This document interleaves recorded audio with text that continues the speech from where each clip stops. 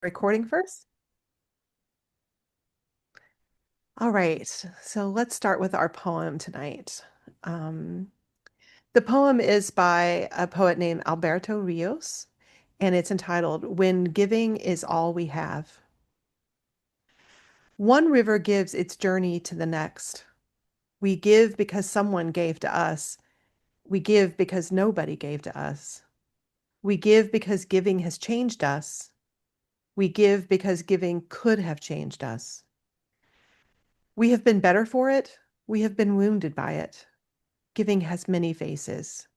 It is loud and quiet, big, though small, diamond in wood nails. Its story is old, the plot worn, and the pages too, but we read this book anyway, over and over again. Giving is first and every time, hand to hand, mine to yours, yours to mine. You give me blue, and I gave you yellow, and together we are simple green. You gave me what you did not have, and I gave you what I had to give. Together we made something greater than the difference. Thank you so much. Thank you. Yes, the gift that keeps on giving. It's just a good thing to happen after the breath, the remembering of the flow. So, summer of peace and love. Yay. Let's to start with the giving. It is just the flow of the gift. So this is an idea that kind of got birthed in response to this $1.5 trillion war budget. We have watched, I'll start with me, but Medea and I have watched the war budget get passed every single time, no matter what we do. And this time, no. This time we're going to fight and we're going to start now.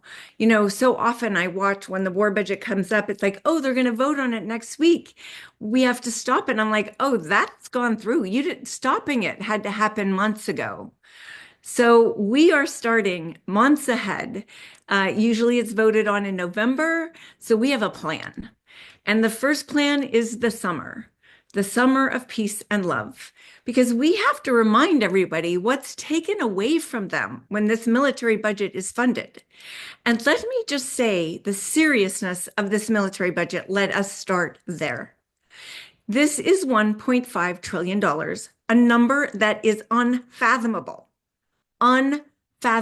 number. And it is double the Biden budget that was already destroying life, destroying the planet, destroying all of us, creating a militarized culture that we live in that is violating every single life that lives in the United States, even the rich people, because they live in anxiety too. So we're all just in a freaking hell of the war economy that we've been talking about here at the local peace economy. But don't forget that that war economy budget is funding more of that draconian war economy. And don't just think it's about war and dropping bombs. That is about everything that is destroying life. Just to remind everyone, SpaceX was funded by the war budget, and a bunch of rich people just got $1 trillion out of your tax money's investment in them. The $400 billion in this new budget goes directly to the AI billionaires. I also want to remind everyone that when we started Code Pink, Virginia was not a very rich state. It is now the richest state in the country because all those billions of dollars have gone into the pockets of all those militarism warmongers that it just goes to. It just goes to make the rich richer and more weaponry and more anxiety. Doesn't make anyone safer, that's for sure. It makes the whole planet unsafe. So I just want to start with this thing that we are building up this summer to put our bodies on the line to stop is serious. And I want to talk about the seriousness because everybody goes, what?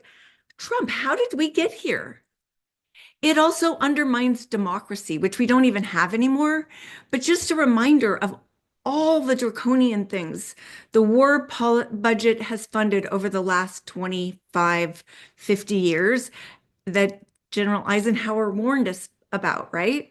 He warned us He said to Kennedy, your only job as president is to keep your foot on the brake of the military industrial complex.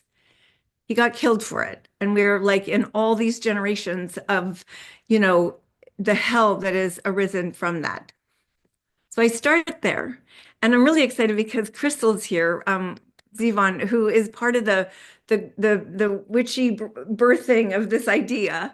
But we need to start with camps, and William said it earlier, like the summer of love. There's so many camps. Matter of fact, I was with Peter Coyote this weekend, and he's part of the Grinnell 12 that started the camp outside the White House for nuclear weapons, that started the camps out of Michigan for to stop the war. So also a reminder of we show up and we start something and you have no idea what will come out of it, but it doesn't, nothing has a chance if we don't start, if we don't plant the seed for the thing to grow. So I also want you to listen today from the place of small, right? We're not building giant camps. We're building what is the first step we can take that then people can be inspired by or join or stand on the shoulders of. So listen with an open heart of possibility. So the idea is here we have these 2 months, July and August, where who knows what's going on, right? Congress will be out of session the end of July, so all of August is not even in session. This is the time to educate. This is the time to remind people what it feels like to live in communities of peace, what they're the instead of, to remind them the cost of the war economy and what it takes away from them. You know, what we want to be building for is a community rooted in care and creativity and sustainability and mutual aid and collective liberation. And the fact that militarism and surveillance and extraction and profit take that away from us.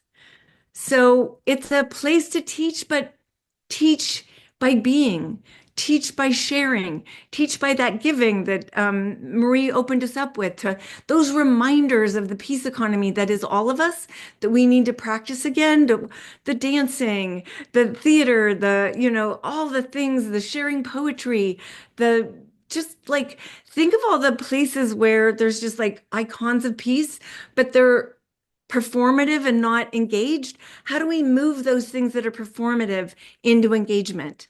And how do we bring the 70% of this country that say they're against war, but aren't engaging into engagement?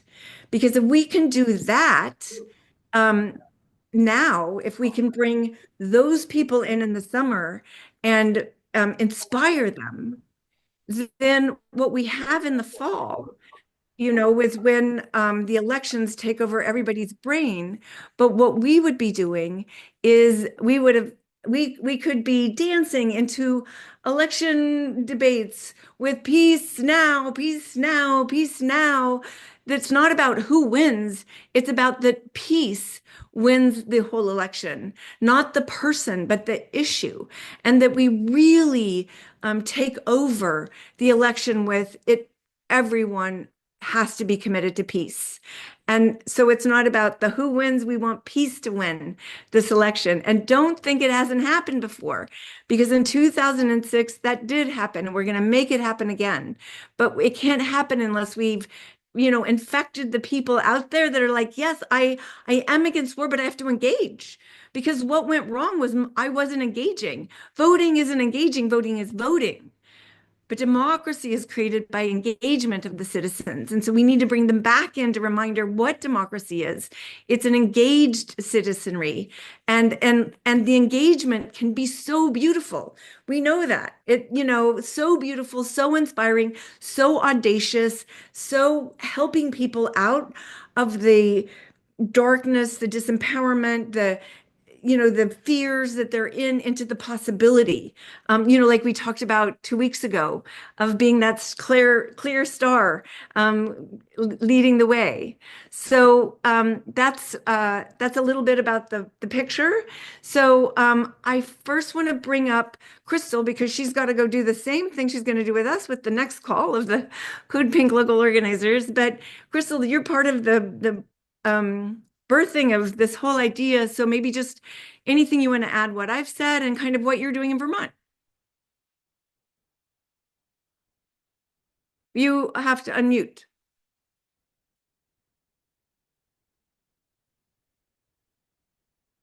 There we go. Thank you. Um, yeah, well, I was sitting in my garden one day and Medea called and she said, "What do you think of the idea of summer camps?" And I mean, we said encampments at first, but anyway, we just started a Code Pink group in Vermont. And so we're small, but we have some dedicated people. And when Medea suggested this idea, and then I heard it from Jody, and I thought, well, as someone who was at Occupy and Standing Rock, this is kind of up my alley. So I presented it to our group, and there was a little bit of well, we'd have to organize for months, or we'd have to and myself and a couple of other people, one who's 84 and has been an activist forever, got together and said, "This isn't rocket science. We can do this." And what we decided, because we have the whole state of Vermont is our chapter. It's a small state, but people have to come from all over. So our meetings are half in person and half hybrid. But anyway, we came up with a plan. And our plan is we're going to take one tent, put it on the State House lawn to start, and we're going to have our events indoors at churches or whatever. But the tent will have kind of our information and signage and so on, where people can find out more about us, and we'll be out on the streets leafleting and doing different things in different towns. We're going to stay in a town for maybe 3 or 4 days, and then we're going to take the show on the road and go to another town, and kind of look at locally what they're up against. Our main thing has been the weapons manufacturing, which people don't think of Vermont as a weapons manufacturing place, but we've got 38 companies that manufacture weapons of war. We also have 2 of the nationwide data collection centers, the only ones in the nation for ICE in Vermont.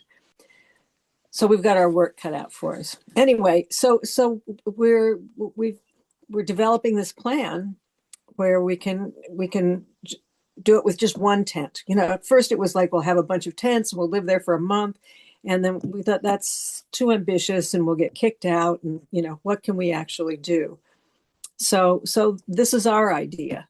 My daughter has an old horse trailer, so we're going to paint it pink and put a drone or something on the top and make a bunch of signs and that'll go with us on the road.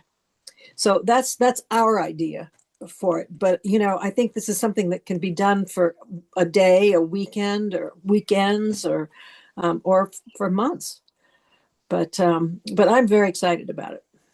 Thanks, Crystal. And by the way, I told Ben Cohen you were doing it, and he says reach out, and he wants to do a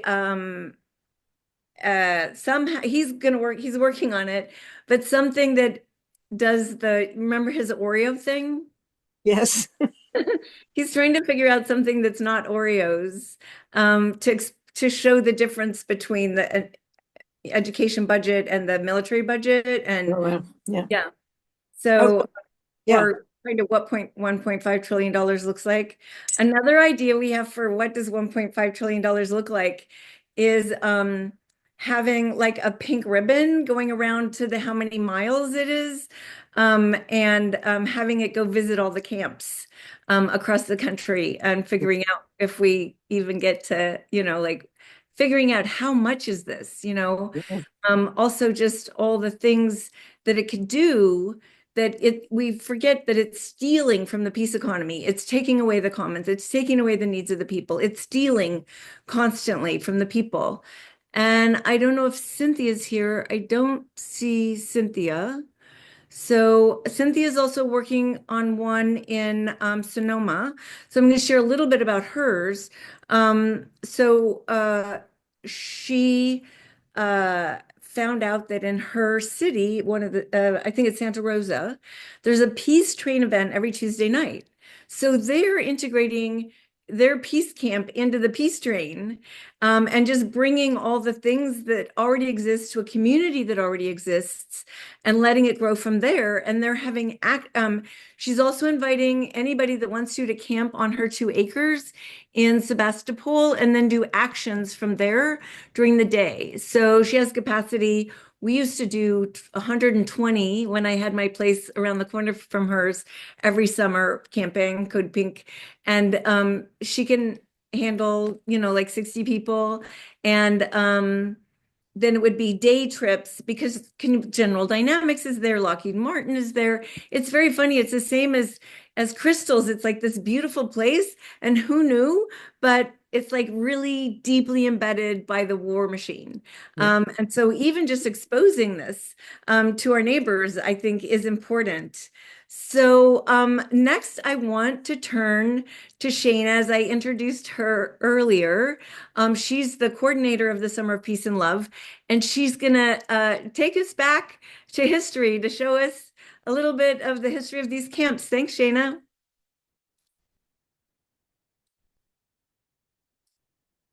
You're gonna have to unmute too.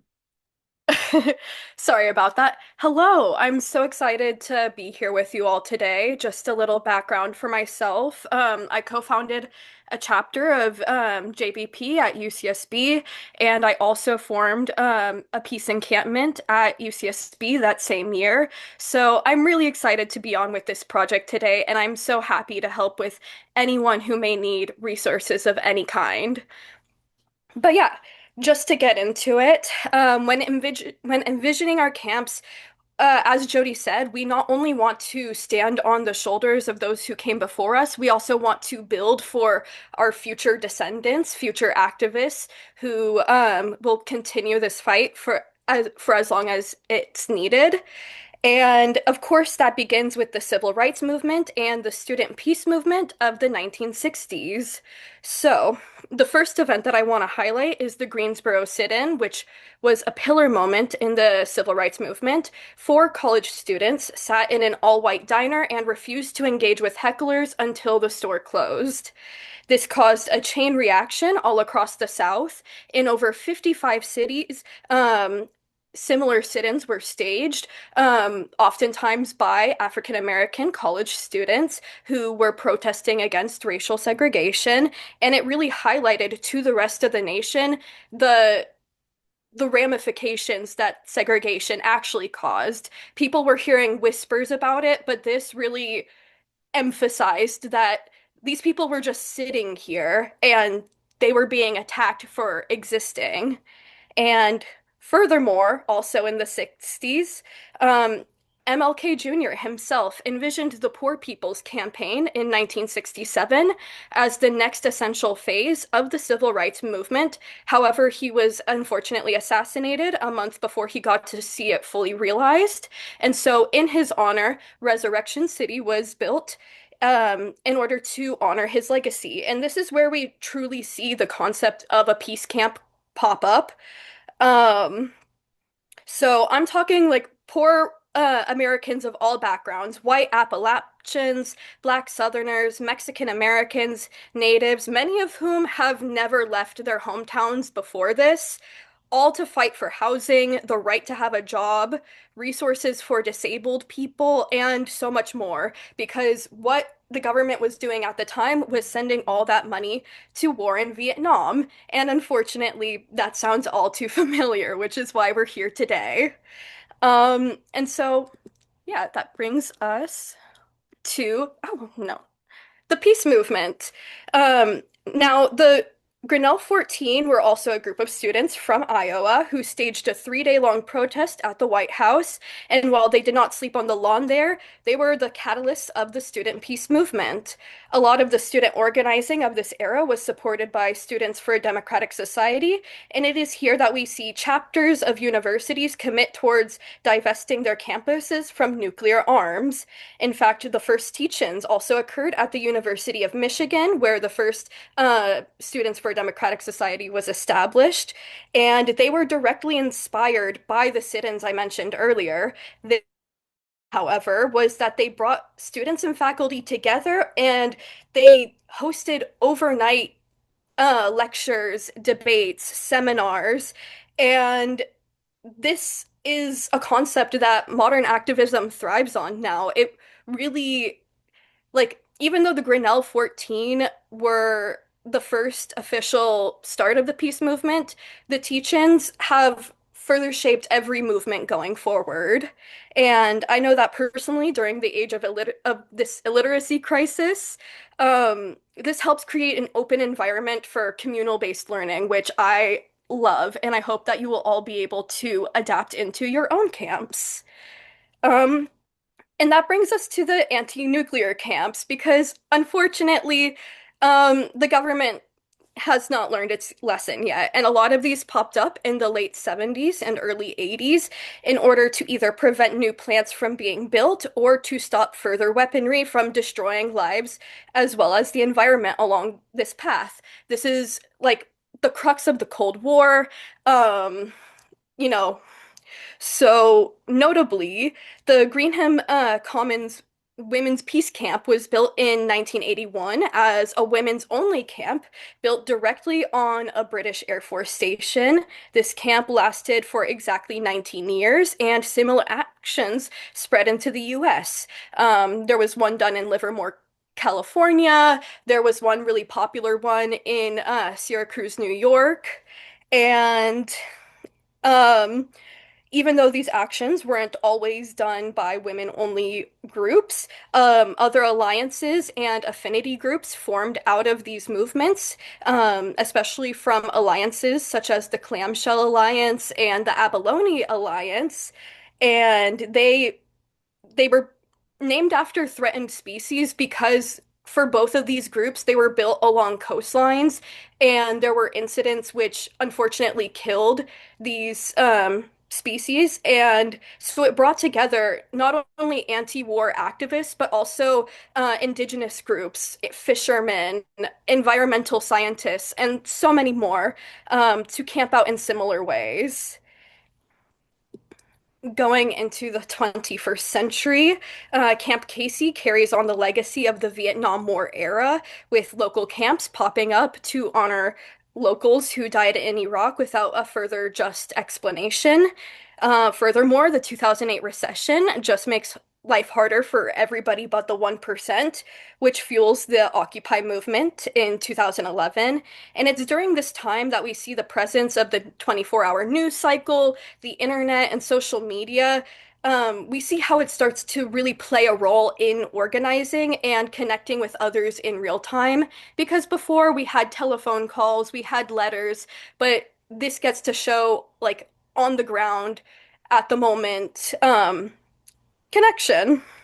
So we see how this not only shapes sentiment around these protests, because they're not something you can only read about or see a picture of, like everyone can follow it in real time.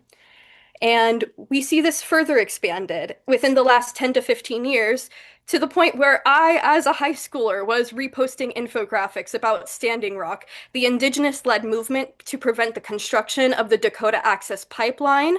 It was conversations surrounding this protest as well as the Stop Cop City protest, where they considered themselves the forest defenders, and many indigenous people considered themselves the water defenders.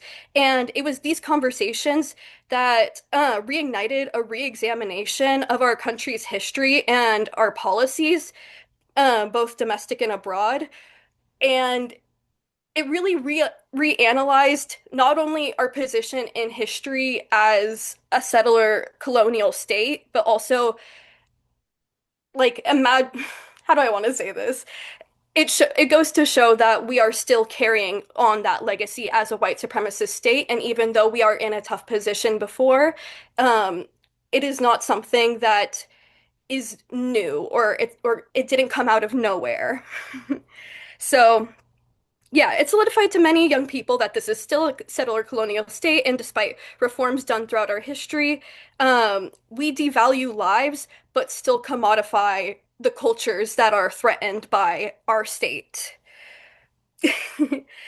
So, of course, you should all remember the Palestine Solidarity encampments 2 years ago, and most of us here were probably involved, or at least were informed about Palestine one way or another through these camps and how the US and Israel are intrinsically tied militarily. People made social medias for their encampments, they hosted guests, they did all sorts of art, and they connected with individuals in Gaza to support through mutual aid. And this is something that we really hadn't seen before, where people are connecting with the affected individuals in real time and directly offering aid. And this has also launched several people to go on flotillas to directly deliver aid. Um, so yeah, this is what we want to see. Nonviolent action, which is meant to bring us closer together in a world where most people don't talk to our neighbors anymore. We are here to bring communities closer together and to inspire change. So, how do we do it? I will let Marie take that away.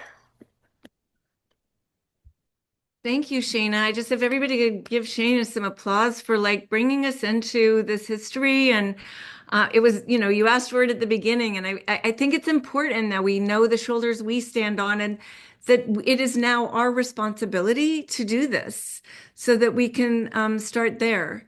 Maybe we know that what this is about. We can skip this slide, is about um, the this they're about the stopping of the war machine, and they are we're going to have lots of tools on the website of like other ways that you could structure your camp. But now to Marie about like what are some things you can bring to camp or bring to a camp that already exists? Yeah, so each camp and each offering that a person might bring to a camp would look different. So this isn't what I'm going to say is not a prescriptive, this is what you have to do. It's really about looking inward and thinking about what you have to offer.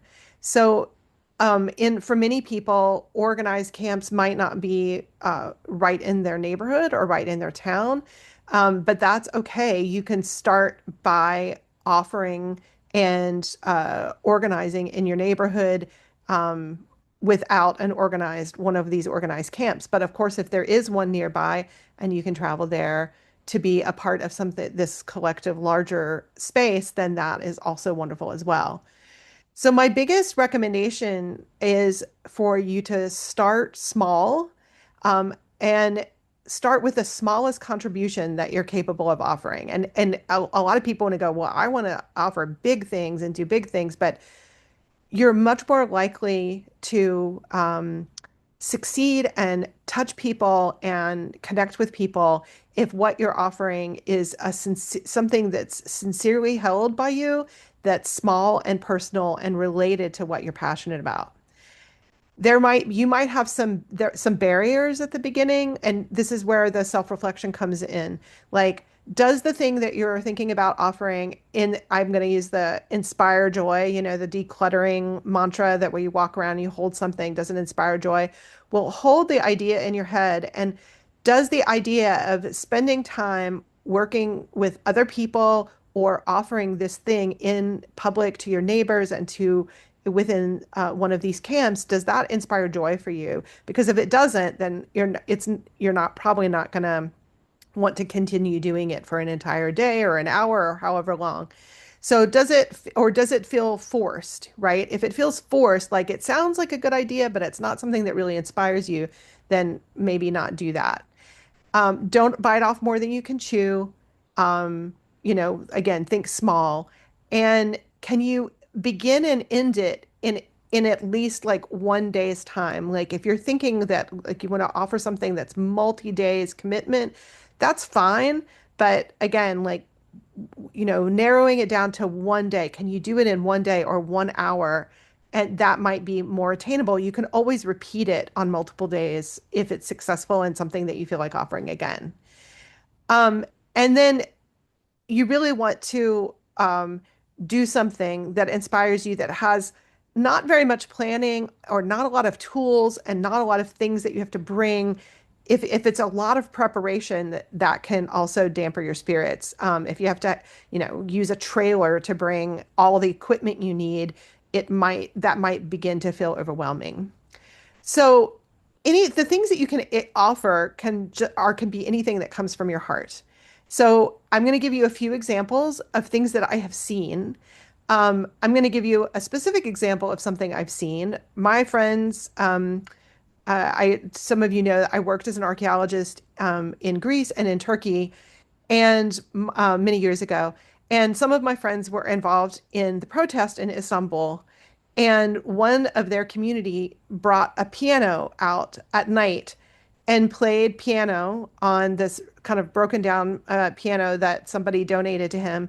And he played piano in the streets while there were people around him throwing canisters, and the police were there. And he just steadfastly every night came out and played the piano until they forced him. I think he actually got arrested. But this is a one way that somebody can creatively confront power through something that they have to offer. And the people in Istanbul, the protesters, felt it was very inspirational. And in fact, it like made the news and things like that. So things you could offer, playing pianos in the street is one of them, but a poetry circle, everybody here knows I love poetry.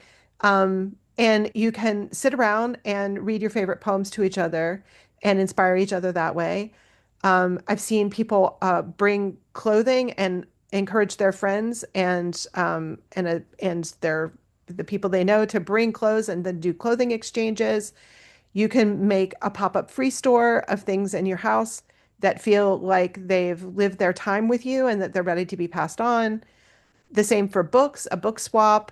You can do a teach-in about something that you have a passion for, and it doesn't necessarily have to be politically based or activist based. It could be something that just interests you, like a hobby or a passion that you have.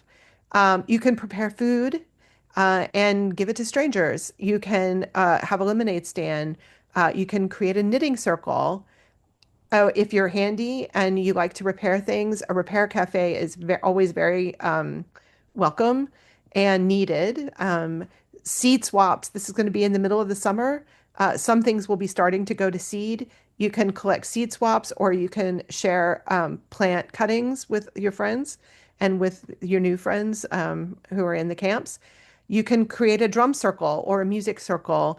And I have seen this at music festivals. My husband and I go to music festivals, and there's a group of older people, my age, they're a little older actually, and they have a free advice stand. They call it the free wisdom stand. And sometimes I see it's like the wisdom of grandpa. And the young people come to it and sit for hours and talk to them, and they offer advice from a life full, a full life of long-lived experience. You could offer something like that, which I think is beautiful and creative. If you need inspiration, I'm going to put a link to Shareable's People Power section of their website, where they have tons and tons and tons of examples of things that you might do and share with other people. Some of them are good for camps, and some of them are maybe take a little bit more organizing. But I would suggest perusing Shareable's website, and it will give you some ideas, and you might feel inspired. I feel inspired by them all the time. They have toolkits about how to do certain things, and I go to that website and I'm inspired all the time. And so some things might want to think about is you don't have to carry this alone. You can bring another person or two or five into your vision and collaboratively create these together. And that's often obviously more fun. And and you will be then when you bring it to the camps or you bring it to strangers in your neighborhood, it can take on a life of its own and bring in a whole lot more people to collaborate together. And that is a lot of the fun, and truly the important part is the connection with other people. And and and then you can plan, you need to sit down and plan what you might need on site to keep all of those people comfortable and happy and feeling supported when they are working with you on your project. So, you might think about whether you need an amplifier and a microphone, or if you need art supplies, or if tables and chairs would help people, especially people who might want to sit down or who had been walking. Tables and chairs are always welcome. And bring things that might help people feel more comfortable. And I'm going to end this with the thought that in the end, the goal is to show people what a peace economy looks like. Just one little slice, what your vision and what your idea of peace is and what a peace economy looks like. But you're not just showing people, you're also building the capacity inside of you um, to embody the peace economy and also to build a force behind. If we are multiplying this by many people all over this country, you build a force that stops this horrible war budget. And it gives people an idea about what we could take all of these trillions of dollars and where we could place them to really support people and support their lives. So that's what I had to say. Thank you, Marie. All right, so that is like the overview. And what Marie was talking about is like if you're just starting, reminder, don't do this alone. It is what you're doing with your community. So find at least a couple of people to figure out what your first things are that you want to step out with. And I know Macy could talk about like when you start something small, it grows really fast. Macy, you want to say anything about like it's just the showing up with a few friends, and that itself is a magnet to more? Yeah, absolutely. And the uh it, the easiest response I have was with Palestine. We were all just on the streets by ourselves with a sign that said like peace. And then we finally, like 6 months later, found out about each other, and now we are a powerhouse of political change and public education. And we're always together every weekend doing something. Like it occurred to me with the just the idea of sharing. We had a free lemonade stand uh all week through Pride Week was last week out here. That's when all the events were. And we had crazy straws and watermelon lemonade and a sign about what watermelon means to Palestine and little like watermelon saltwater taffies and handouts about Palestine and pride and how that all corresponds. And people kept coming up to us and they're like, how much does the watermelon cost? And we were like, nothing. And they're like, well, will you take a donation? We were like, no, no, no. And it Oh was a yeah, blast. no, We gave no out like pride, 8 gallons of watermelon no pride in genocide. lemonade. No pride in Yeah, genocide. yes, we have the banner. I'm looking at it. It did say no pride in genocide, and that got some questions. But it Yeah. was really kind of cool because the kids came up and their parents were like stuck kind of looking at our limited literature. It really was about free lemonade, but that was a blast. And I look back at all these things we do and and uh and just think if we hadn't each gone out alone, we never would have met. And so you do have to do that in order to find your family. And I also want to point out that Crystal brought up having direct connections to people on the ground. And Crystal, I've performed your play for well over a year. It's called One Family in Gaza. I don't know if you want to mention that briefly to our group, but that is exactly what was mentioned by Shauna. And I apologize if I'm mispronouncing that. That's exactly what we have the ability to do. And so I've been a very proud participant in putting on that play in local communities, with elderly members of Jewish Voice for Peace, with Kit, who's a longtime code pinker, with people that joined our group just from running into us on the street. And I would love it if Crystal could say a couple words about that because that is something that we have the privilege of these days that we have not in past conflicts. So I don't know if that's you want me to address yeah, no, anything. that's for next week. Because Oh, okay. I next didn't week know that. we're gonna take it deeper. So we're gonna take it into what are the offerings.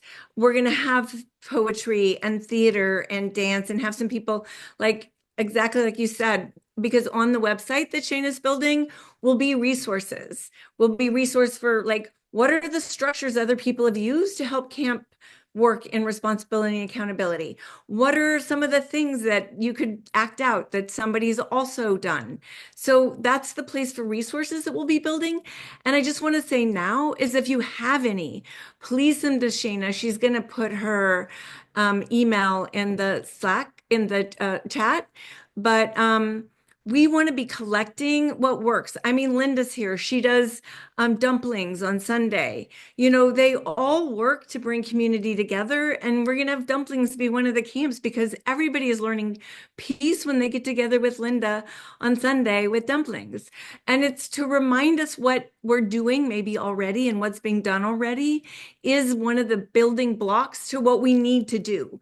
So it's like, yes, we're doing it, but how do we do it with more intention, bring more vividness into it, and then by the end of the summer, bring with us a whole train full of people that are ready to stand in the way of this war budget. And I want to say, I've been fighting with the members of the Senate and Congress. I was like, we have to start now. And guess what? They joined. I said, fight and lose, but frickin' fight, man. And they're like ready to fight. So we've got people across the spectrum who are ready to fight. And I even think I see McGregor here as part of one of the camps that Shayna talked about in Livermore. So, you know, we have people who are standing with us that have been part of the Summer of Love, who've been part of, you know, the camps that have existed. Many of us were in Occupy and Standing Rock and Camp Casey. And so we know how to do this, but it's like, now is the time to do it. We have to hold in our hearts that this budget is not going to pass. We are going to be Hegseth's nemesis. His budget is not going to pass. We are going to push this backwards. We are going to take that money back for the needs of the people. It is going to quit destroying life on the planet. And so this is, but you know, the way you attract people is with peace and love. So that's the attractor. We're going to start the summer of attracting. We're going to come to each other with our ideas. So, sorry, we always go so over. So I wanted, when Marie takes us into our conversations, what I'd love you to talk about is what this conversation has opened up for you, like memories, like things you've done in camps that have been amazing, or just in your communities that are amazing, that you feel, oh, there's a seed that could start, you know, a whole forest growing. Is there a camp around you that you could bring peace to? Like if there are summer camps happening, can you reach out and say, I'd love to bring a teach-in or Earth's Greatest Enemy, the movie, or, you know, a game to show you like how much 1,500,000,000 is. So things like that. And then anything you have like, that you might want to join Sheena's team of like, I have time to work on a playlist of peace and love, or I've got some time to research art, or Sheena, I can help you find poems or songs or theater. But you know, reach out to Shayna if you want to be on her team of helping build the tools, because it's literally going to be a website with a map. On the map, you put your camp, you put whatever you're doing, it's on the map. If somebody's in a city, they can find it. And resources. The resources is other camps, how they've started, what their rules have been, you do your own. Other camps, what have happened in them, what has grown. The history and some pieces of music, et cetera, that can start you off so you don't start off with nothing. So it's very simple, and it's a coalition of groups. If you're part of other anti-war groups or environmental groups, tell them to join. It's just a coalition, and all the different coalition partners will be having camps too. So it's not just Code Pink. It's so many people. So I'll leave it to Marie to break everyone into groups so you can say hi to each other too, and after listening to us. And thank you for your listening so much. I'm excited for the summer, y'all.